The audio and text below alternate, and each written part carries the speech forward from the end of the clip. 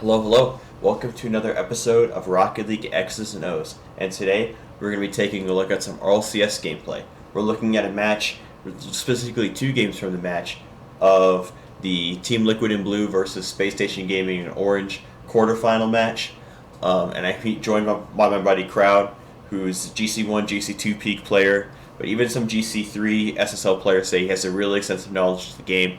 He's coached Rocket League before, and he's really good at this kind of stuff. So we're going to be talking about these plays, and we're going to be breaking down individual plays in greater detail and kind of saying, like, is there anything we can learn to this from these RLCS plays to kind of extrapolate to ranked, and like what do players in your ranked lobbies do versus RLCS players.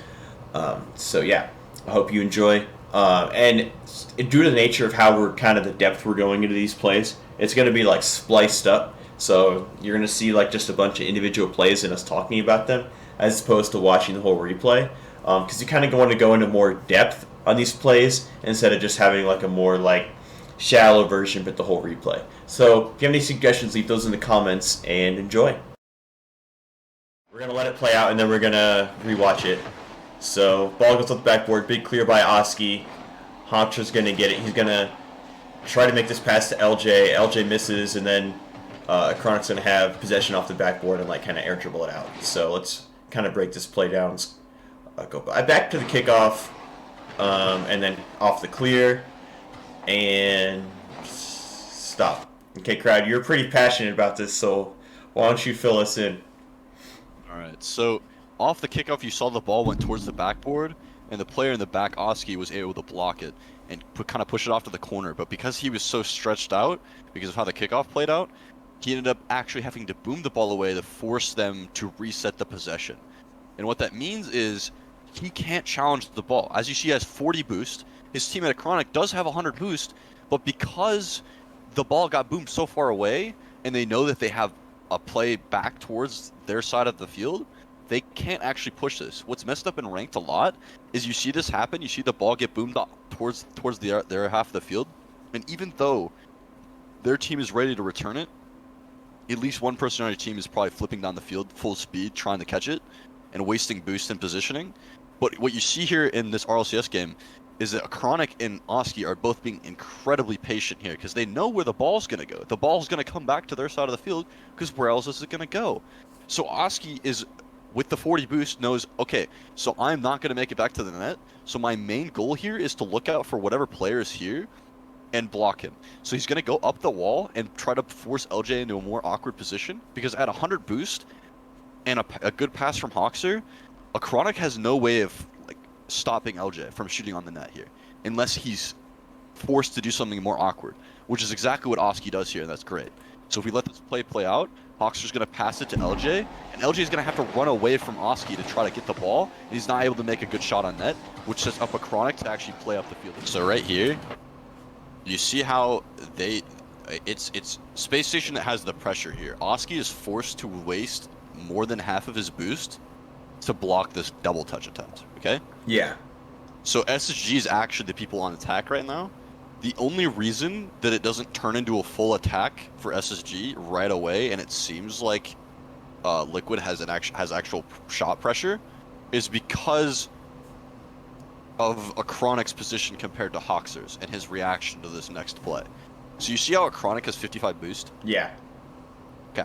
A Chronic barely has enough boost with the momentum that he currently has, which is basically none, to turn and then challenge this ball in the air and get this to the left side, which is the only player who has boost on their team is a Toe right now. Yeah. He's going to have boost off this 100 pad as soon as he comes mid. That's the only place he has to put the ball that's even remotely safe. Right? Gotcha. Because he's last man back. So basically, like, I'm just gonna play it like a little bit. So basically, like, he just has to get this touch. Like, he couldn't just sit back in, like, he couldn't just like go over here and sit back, right? He would have to just challenge this ball to make sure. If he sits back, Hoxer sets up a play and he can't do anything about it. Gotcha. Okay. So he has to get this touch, and because he's last man, he cannot 50 the ball. Yeah. If he 50s the ball, it's in their net. Gotcha. Almost guaranteed, unless SSG makes a huge mistake. It is almost guaranteed in their net. So the reason why a Chronic goes for this touch to the only safe part of the field right now is to the left where Ato is, because he would be last man after Acronic challenges, is so that Ato can slow the play down so Oski and Acronic can be repositioned. That's the only reason this play looks like it's a threat. Gotcha. It's actually not. So yeah, Ato's here actually just slowing this ball down. Yeah. That's all he's doing. Yeah, I feel like here people just shoot. And I know sometimes you can shoot to, like, just, like, kind of slow it down because they have to obviously react to your shot. But here he just, like, drops it down. And I feel like most of the time that's just safer because usually, like, people are just sitting in net and then you shoot it on net and they just bang it back into your end and then you, like, are just, like, all too far pushed up. Right. I think the other important thing to point out is what Ato's doing with his boost. So if you notice, he has 36 boost now. Yeah. If he tried to go for, like, any shot, like an air dribble or something like that, he would have had, like, no boost. And he would have been on, like, their goal line, right? Yeah. From this position, he still has enough boost that he can rotate back behind Oski. Gotcha. Yeah. So he's not using all of his boost. He's using another 10 to get down to the ground so that he can rotate behind Oski. And if Oski decides that he's not going to rotate in because he's worried about this Hoxer demo, then Ato can try to, like, you know, force something out of LJ, right? Yeah. That's the position they're in. If Ato didn't do that, and LJ just has an immediate play up the field, Hoxer can just demo Oski and the whole play's done. Gotcha.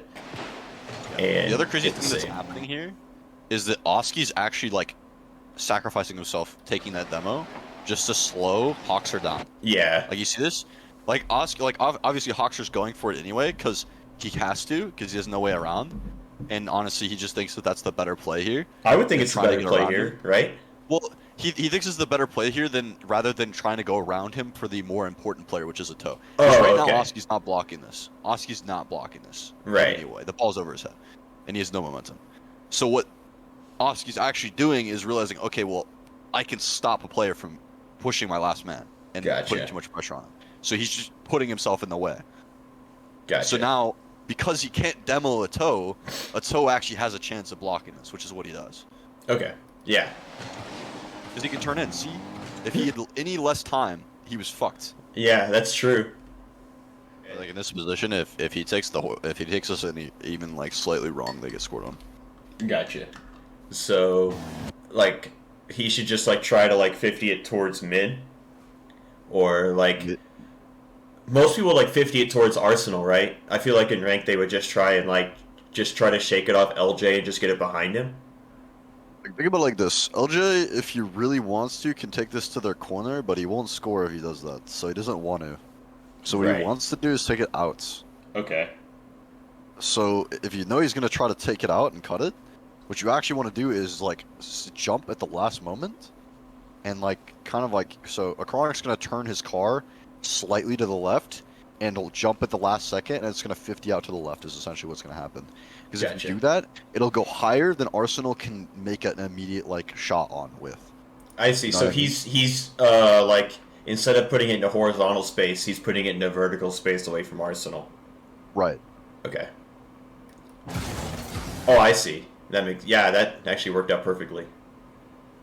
And then he knows he wants to cut it. He knows that LJ wants to cut the ball from LJ's perspective that he's on the left side. Yeah, and then Oski like hard went to the wall in case LG like kept going wall, or right. So okay. So here's the thing: Oski can't get out anyway. So what his plan is to make sure that LJ has to be on low wall. If he goes up the wall, Oski blocks him. Okay. So Oski, like, this isn't optimal, obviously. Right. Optimally, Oski isn't here at all.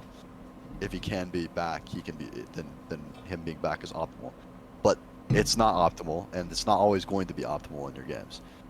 So Oski takes what he can away from LJ, and that's the wall play, and forcing LJ. So because of this, LJ knows that, okay, there's a pretty good chance if he gets around the ball to the left from LJ's perspective and tries to cut it in to mid, one of two things are going to happen. The ball's going to be 50'd, or he's going to get it past in the mid and they're going to score. And if the ball gets 50, then they're not going to get scored on. So this is it's a good risk for LJ to take here, because it doesn't really hurt them that much if he does mess it up. All it does is mean that the play is reset, which is what it's going to happen. Yeah. Is it Acronic just plays this incredibly well, Oski locks him off, and LJ goes, okay, well, this is good enough. Yeah. That all makes sense. So we're just gonna let it play through one more time and then almost get to the demo.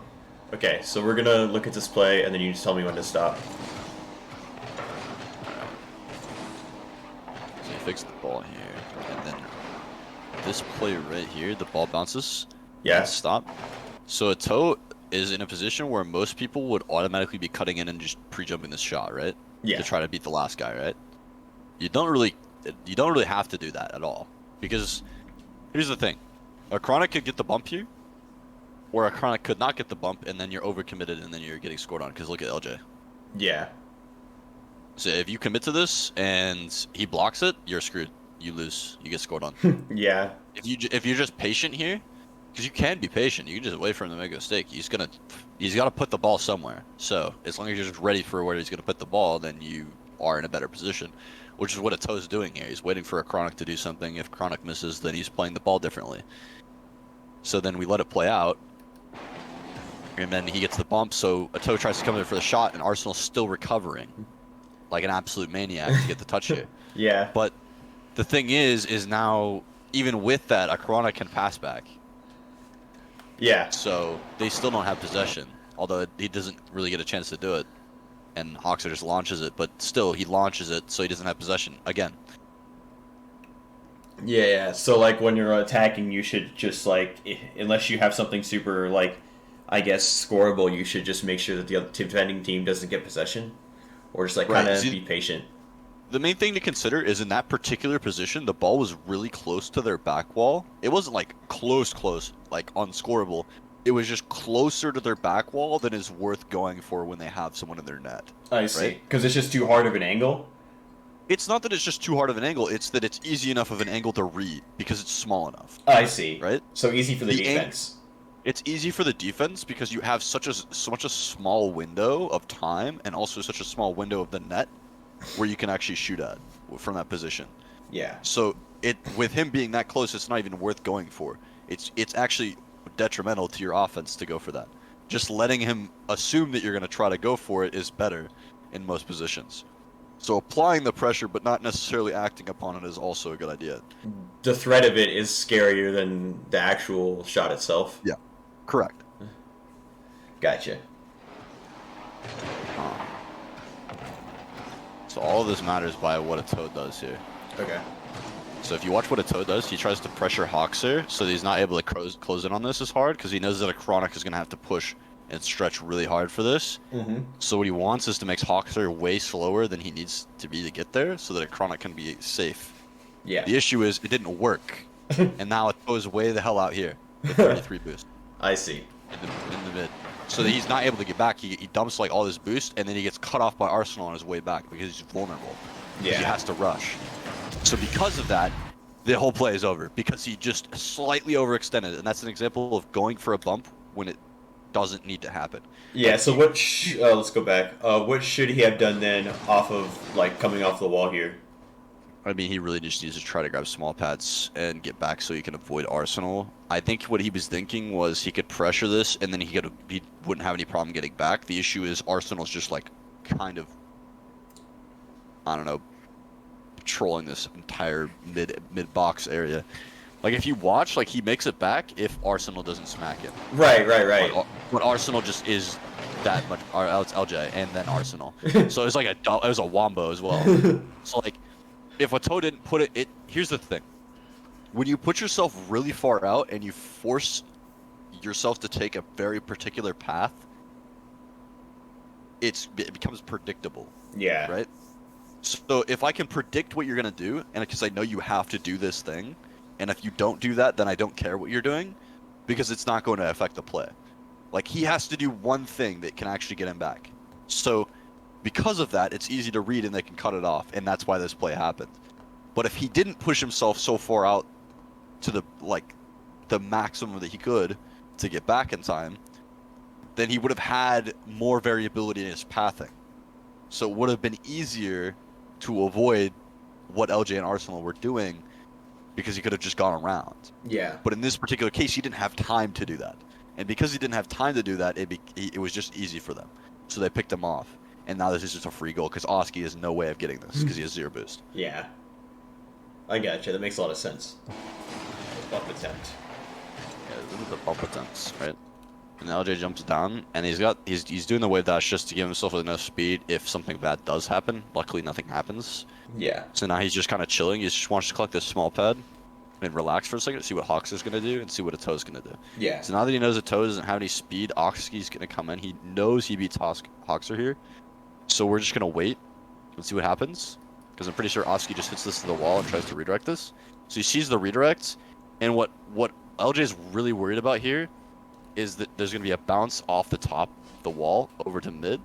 Because this is like, he knows that no one else is here to block this. Like, Hawkser's not getting back. Yeah. So he knows that he has to block the top wall, and what he's more worried, he's not worried about the shot. He's not expecting Oski to shoot this. So what happens is he's going on the back wall, assuming this is going to be a back wall past mid, because it's easier to do than shooting it. Yeah. And then Oski just kind of destroys him. I see, okay. And just balls him up. And then Hawkser just has no way of reacting to that. Like, I see. There's no way you react in time. So is there anything LJ could have done differently, or it's just like because it's RLCS and they're so good, he has to cover this like top wall, and it's just like he just Oski just like I guess saw it and took advantage. I think that it's probably pressure from an earlier play that caused this. Because, like, if you see their spacing right now, like, Arsenal has a lot of boost, but he isn't really in the play, you know what I mean? Yeah. Well, he gets demoed anyway. Right. It doesn't matter. But, like, so that demo is also pretty big, to be fair. But Hawkser is kind of in this weird limbo position where he's not really covering what Oski's doing at all, right? Right. This isn't really something LJ can do. This is one of those level, like higher level plays in like threes, where okay, you're last man back. You are locked into what you can do and what you can't do. Okay. Yeah. So Hawkser should be covering like something other than what he's covering right now, but it might be that I'm just not understanding like the high level like RLCS nonsense. Yeah. Maybe there's some sort of position where Oski hits this off corner. But in my position, like, I don't see a play where Oski hits this off corner that LJ can't cover it anyway. Yeah. But maybe there's just, like, some crazy play that I don't know about. So, in reality, LJ's, like, perfectly positioned, in my opinion. And he makes the right decision. He just doesn't have any backup plan. Like, there's no way that he could possibly react to what's happening. So he just forced Oski to make a hard play, and Oski made it. Yeah. Okay. Pretty much. Yeah. Gotcha. And that's like sometimes all you can do on defense, right? Right. Sometimes you just get left in a position where there's like, you get to choose between two wrongs, and one of them results in a higher likelihood of you getting scored on than the other. So you just go with the least likely. Sounds like the U.S. presidential election right there. There's no way bro just said that. He's not wrong, but there's no way. Yeah, so let's talk about this play. Let it play out, and then we'll talk about it.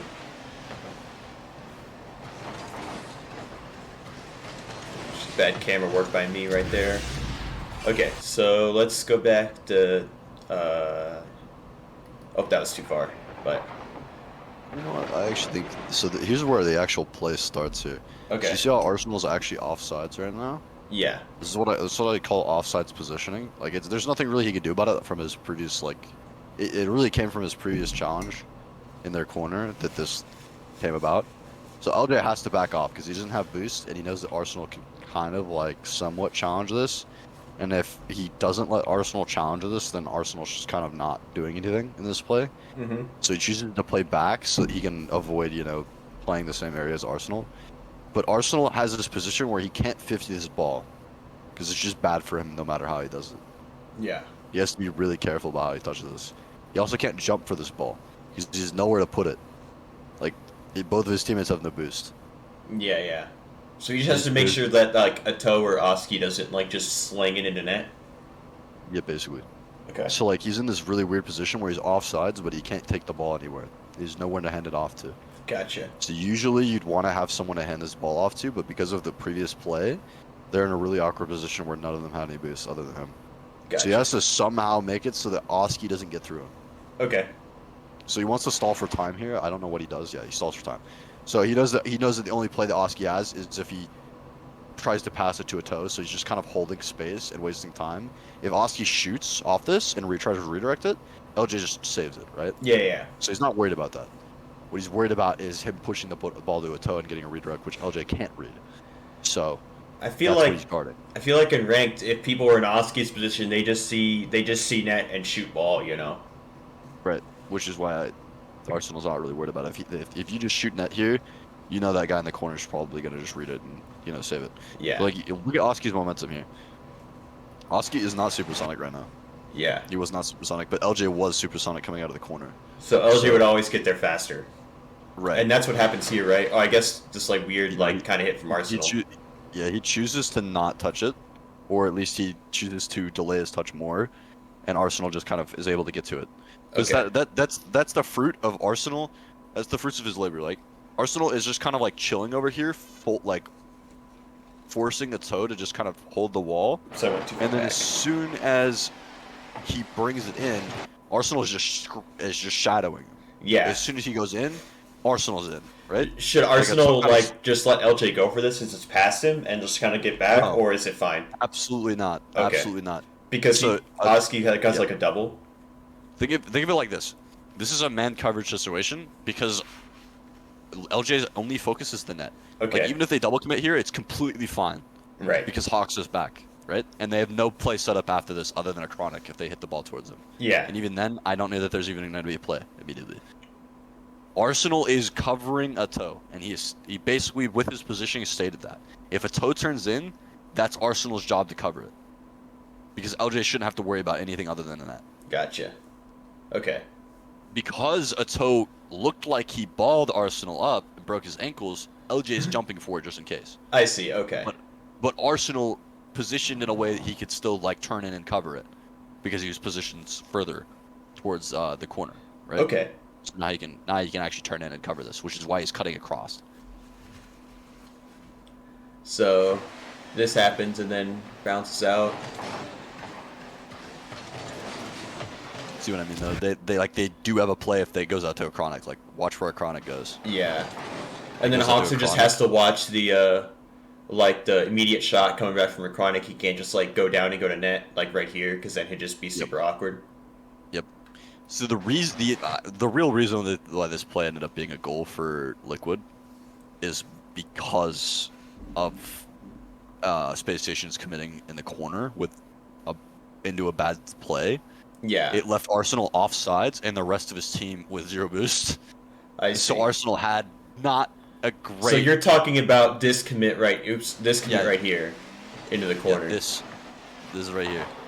This right here is the entire reason that play went wrong. Oh, I see. So Arsenal didn't get a good 50, and then it just all kind of snowballed. Right. I see. Yep. Arsenal went when he didn't need to. He got baited in the corner, and it took a bad 50. LJ didn't feel like he had anywhere to go with the ball, so he just rotated back and let Arsenal handle it.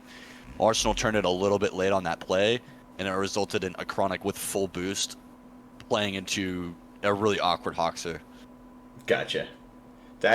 So just the whole thing just came from the corners, so you just got to be careful pushing into the corner, especially when you're dusted.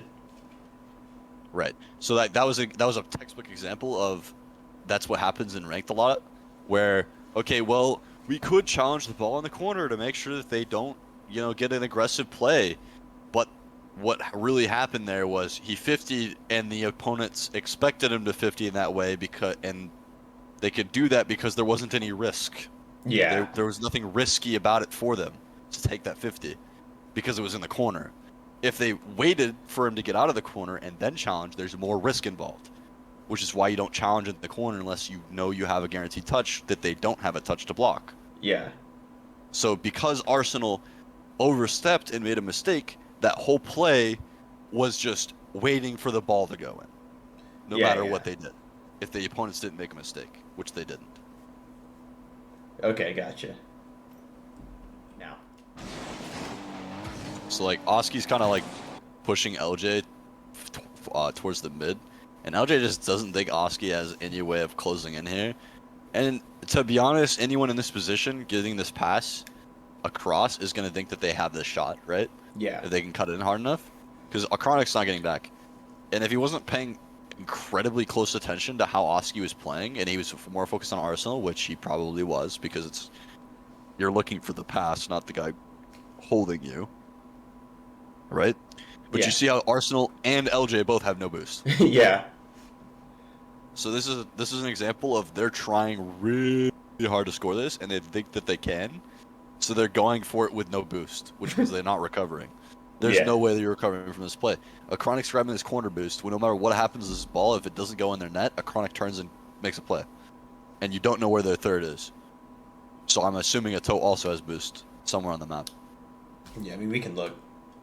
There they are. But Ato has, yeah, he's gonna be mid. So Akronic can now make a play to him if the ball goes south, and then it's a 2v1. Oh, I see. And that's exactly what happens basically. And I think Hawkser just missed the read on this, right? It looks like he pushed up really far, but he probably had to, or else he was in a 2v1. Yeah, he has to, because so here's the thing. Like, a lot of people think, oh, well, you have to play back as third man. Well, not if your two teammates commit upfield 0 boost and no way of getting back. If you play all the way back here, what happens is you completely isolate yourself, and they have the entire field to do whatever they want to set up the play so that you can't save it. Yeah. So what Hawkser's doing here is closing the distance and making sure he's closer to the ball, so that they have less space to manipulate the situation against him. So he's making the right play here. It just doesn't work out. So what you see here is it bounces really awkwardly, and Hawkser has no way of really reacting to it because he thinks Oski's going to touch this, so he can't go. Yeah. Right. And Oski does get the touch, and then that's game. That's all it takes. Yeah. And that is why. So like, I've talked to a few players before about knowing when you have a shot or when you have pressure. And sometimes you have pressure, but you don't have a shot. In that position, they had pressure, and they went for a shot that was incredibly risky because they had 0 boost. Gotcha.